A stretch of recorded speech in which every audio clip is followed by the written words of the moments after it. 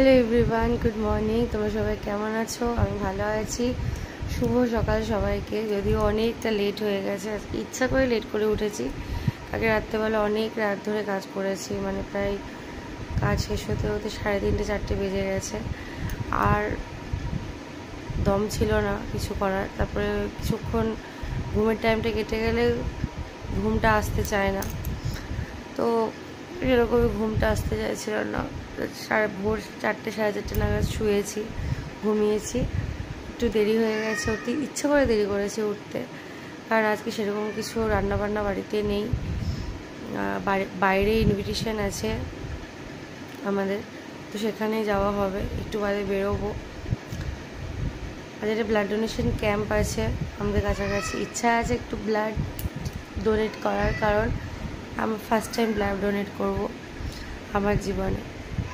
তো এই তো সকালটা শুরু হোক এরকমভাবেই, আস্তে আস্তে তারপরে আবার সব কিছু শেয়ার করছি। আপাতত এখন বিছানাটা ছাড়ি। তো যথারীতি কাজ গুছিয়ে চলে এসেছিলাম ব্লাড ডোনেশন ক্যাম্পে। আর এটা আমার ফার্স্ট টাইম ব্লাড ডোনেশন ছিল। এক্সপিরিয়েন্সটা কিন্তু খুব ভালোই লাগছিল, এমন কিছু খারাপ লাগছিল না। আর কল্যাণ ঘোষ মহাশয় এসেছিলেন আমাদের সবাইকে অভ্যর্থনা জানাতে। তো এটা একটা ভালো একটা ফিলিংস ছিল, আর ভালো লাগছিল বেশ ব্লাড ডোনেশন যখন করছিলাম। তো ব্লাড ডোনেট করে দিয়ে এলাম, জীবনের এই ফার্স্ট টাইম ব্লাড ডোনেট করলাম। যাই হোক, এক্সপিরিয়েন্স খুব ভালো ছিল। নিজেরও মনের মধ্যে একটা আনন্দ লাগছিল যে ব্লাড ডোনেট করছি। ঠিক আছে, আর এই যে সার্টিফিকেট, তো দেখো মোটামুটি রেডি হয়ে গেছে। আজকে এই আউটফিটটা পরেছি।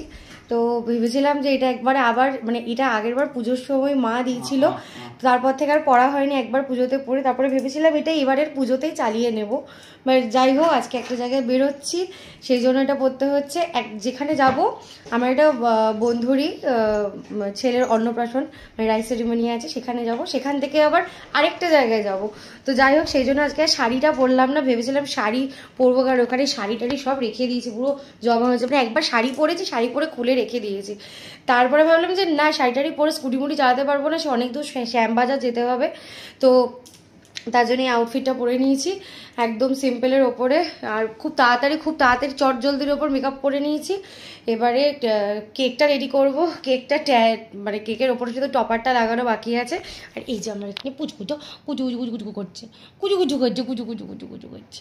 আবার দে দো, আবার দে দো, নেই দেনা হ্যাঁ। ওকে আমি লিপস্টিক পরে দিচ্ছি, লিপস্টিকটাকে মুছে দিচ্ছে। তো যাই হোক, বেরোবো এখন।